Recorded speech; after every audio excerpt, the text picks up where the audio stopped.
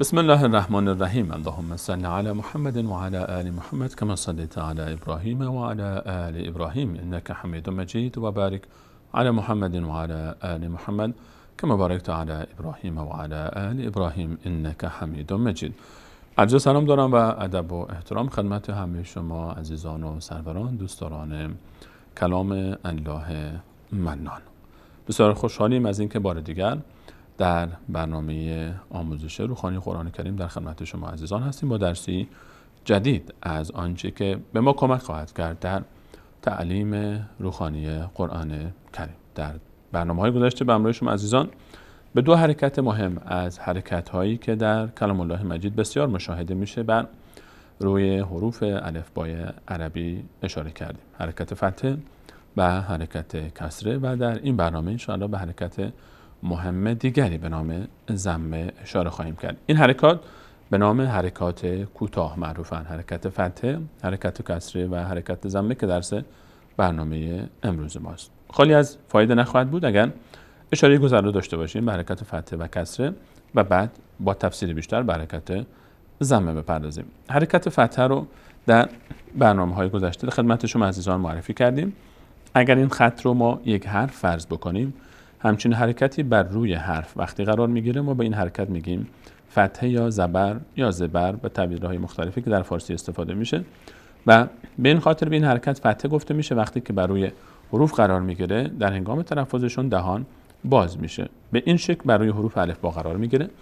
بر روی هر حرفی که این حرکت قرار میگیره آن حرف با صدای ا خوانده خواهد شد به مانند ا، ب، ت، ث، ج، ح، خ، د، ذ، ر، ز، س، ش، ص، ض، ط، ض، ع، غ، ف، ق، ک، ل، م، ن و ه، ی. این حرکت فتحه بود که خدمت شما عزیزان در برنامه‌های گذشته بهش اشاره کردیم و با تفصیل درباره‌اش سخن گفتیم. همچنین حرکت دیگری رو که ما در برنامه‌های گذشته بهش اشاره کردیم حرکتی بود به نام حرکت کسره که شکل نوشتنش مثل فتحه است اما تفاوتش اینه که در زیر حرف قرار میگیره. حرکت کسره یا زیر، در فارسی بهش میگیم زیر، در عربی بهش گفته میشه کسره. کسر یعنی شکستن، شکسته شدن. این خاطر بهش کسره گفته میشه که گویی که شکسته و زیر حرف افتاده. این اگر خط یک حرف باشه بعد زیر حرف قرار میگیره. مثال هاشم به این شکل در الفبای عربی وقتی که زیر حروف قرار بگیره به این شکل نوشته میشه. هنگام تلفظ چگونه تلفظ میشه؟ هر وقت زیر یک حرفی این حرکت رو مشاهده کردید شما صدای ا میگیره آن حرف. صدای ا میدیم بهش: ا، ب، ت، ث، ج، ه، خ، د، ذ، ر، ز، س، ش، ص، ض، ط، ض، ع، غ، ف، ق، ک، ل، م، ن و ه، ی. این حرکت کسره بود که به همراه شما عزیزان در برنامه گذشته بهش اشاره کردیم و همراه حرکت فتحه و حرکت ضمه که درس امروز ماست. اینها به اسم حرکات کوتاه معروفن، یعنی در هنگام تلفظ اینها زیاد ما این حرکت رو کش نمیدیم. نمیگیم ا یا نمیگیم آ، ای رو میگیم ا، نمیگیم ای. و حرکت ضمه هم که درس امروز ماست سومین حرکت کوتاه است. حرکت ضمه رو هم عزیزان زیاد مشاهده میکنن در کلام الله مجید. روی بسیاری از حروف قرآنی ما این حرکت رو مشاهده میکنیم. شکلش این گونه است: حرکت ضمه یا پیش هم بهش گفته میشه. به این حرکت ضمه گفته میشه یا پیش. اصلا خود ضمه یعنی پیش آمدن، جمع شدن. پیش به این خاطر در فارسی ما بهش پیش میگیم چون در هنگام تلفظ این حرکت یک واو مثل یک واو کوتاه، یک واو کوچک که بر روی حرف نوشته میشه. این خط پایین رو اگر یک حرف فرض بکنیم حرکت ضمه مثل یک واو کوچکی است که بر روی آن نوشته میشه. در هنگام تلفظ این حرف لبها پیش میاد یعنی جمع میشه. ضم یعنی جمع شدن.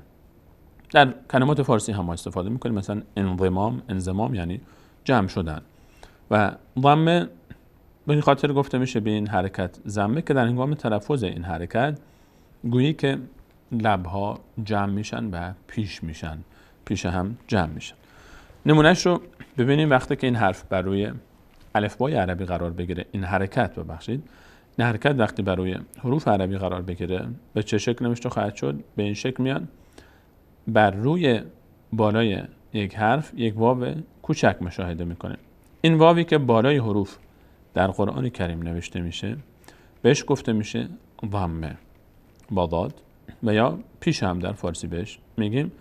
چگونه تلفظش کنیم؟ حالا این رو همونطوری که از اسمش برمیاد و مشخص هست، پیش یا ضمه، لبها در هنگام تلفظ این حرف جمع میشن. اینطور میشه او، بو، تو، سو. اگر به لبهای من دقت بکنید شما عزیزان در هنگام تلفظ این حرف، ببینید که وقتی تلفظ میکنیم میشه او، بو، تو، سو. خود به خود لبها جمع میشه.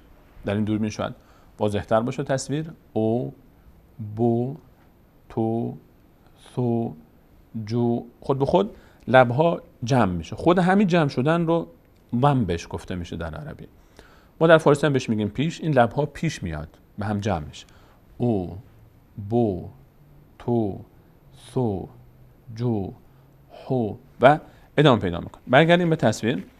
الان عزیزان دقت کنید، ما وقت تلفظ این حرکت بر روی حروف اینطور تلفظ میکنیم: او، بو، تو، سو، جو. زیادم کش ندید، نشه جو، نه، فقط یک حرکت کوتاهه. دقت کنید که یک حرکت کوتاهه: جو، هو، نشه هو، نه، هو، خو، دو، زو، رو، زو، سو، شو، سو، ضو، تو، ضو، عو، غو، فو، قو، کو، لو، مو، نو، وو، هو، یو. این شکل تلفظ ضمه هست وقتی بر روی حروف قرار بگیره. این خیلی مهم است عزیزان که روی این شما باید تمرین بکنید.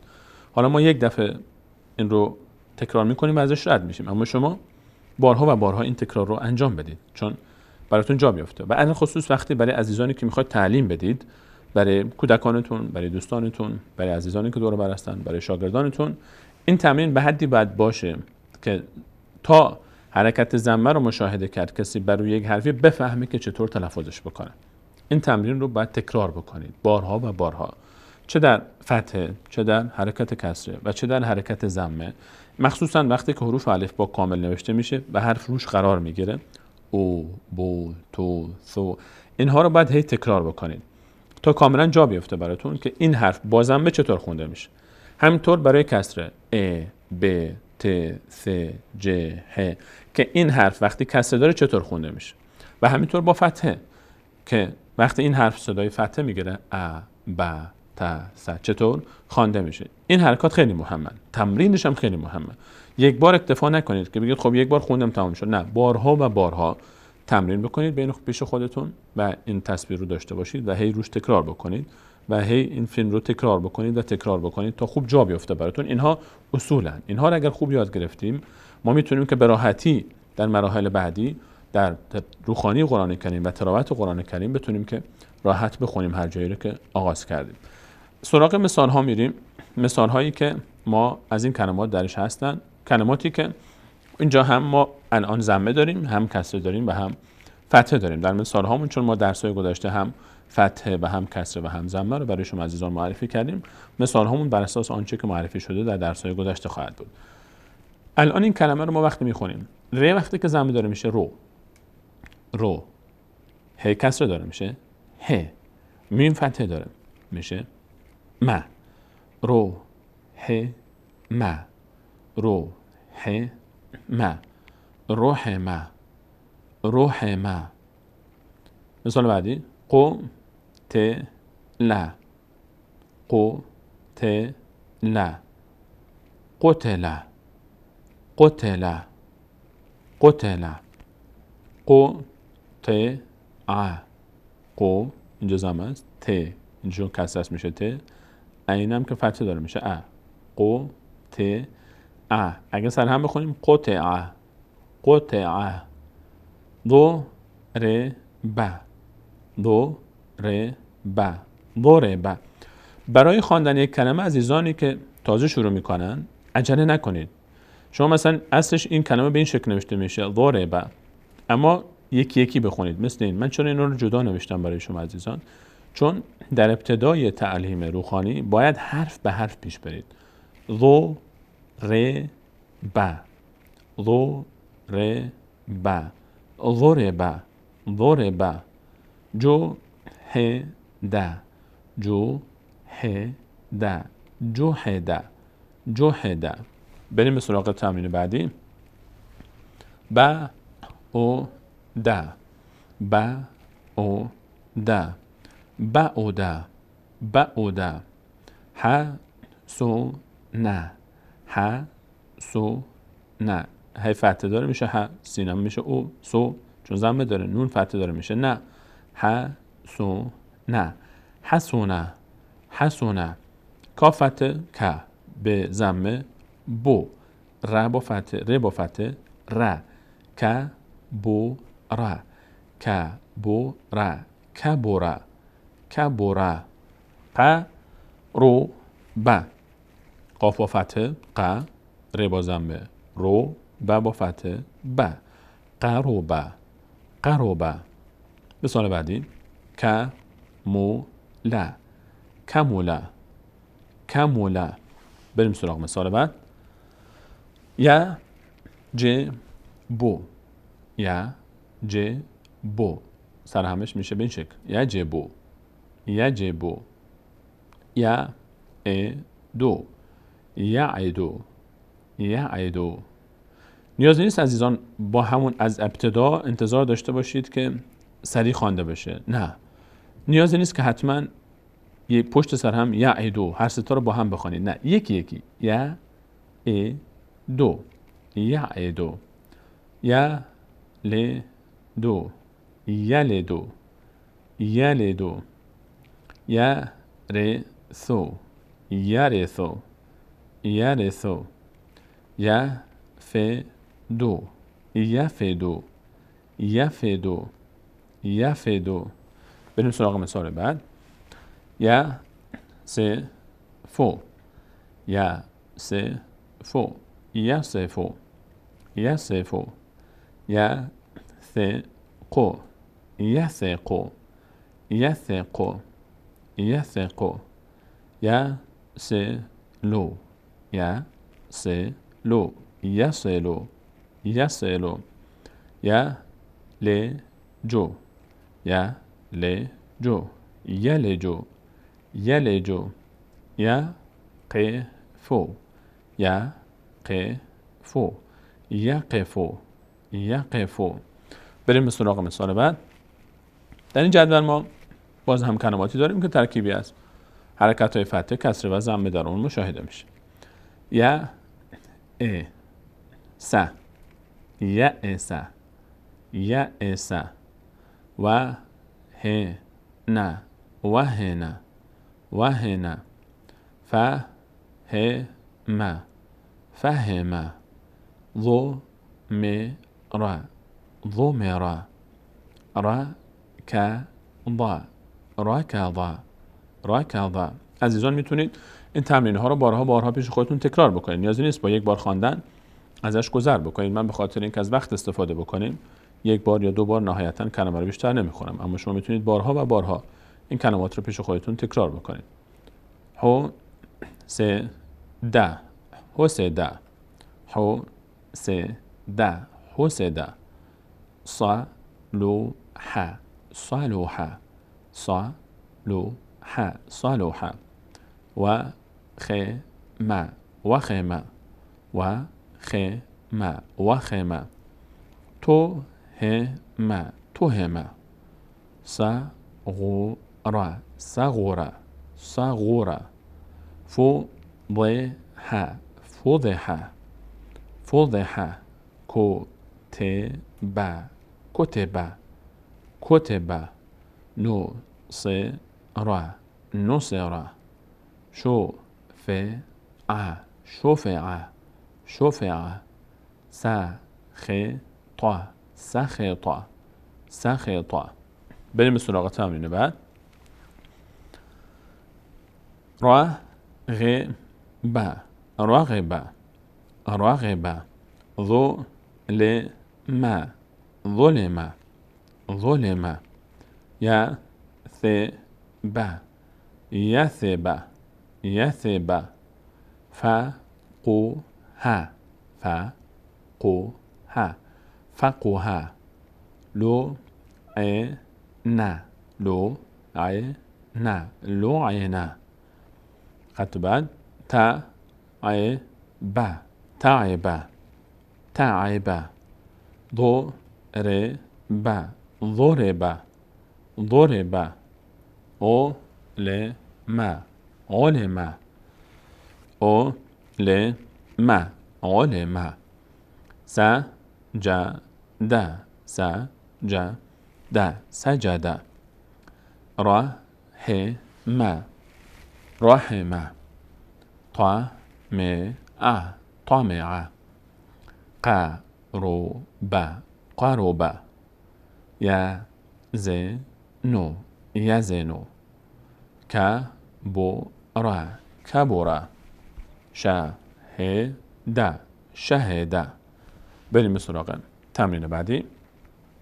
حفظ حفظ حفظ زهد زهد يعد يعد خلق خلق ملوح ملوح ذكر ذكر حسن حسن وسع وسع حسب حسب أسف أسف علم علم حسن حسن صلب صلب عظم عظم بهت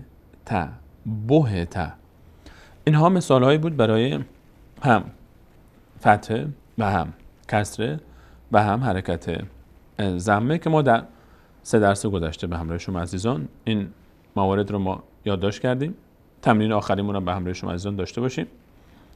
او ث را او ث را. ما هم فتحه داریم اینجا، هم ضمه هم کسره، ضمه کسره و فتحه. این مثال ها برای شما عزیزان مثال مهم است تکرارش، چون جا میاندازه نحوه تلفظ فتحه کسره و ضمه رو. او ث را او ث را تو ل ب طلب خدع خدع بهت بهت ضمر ضمر ظلم ظلم صلب صلب دهم دهم زهد زهد رفع رفع عقد عقد خلق خلق ولد ولد رسل رسل قدر قدر.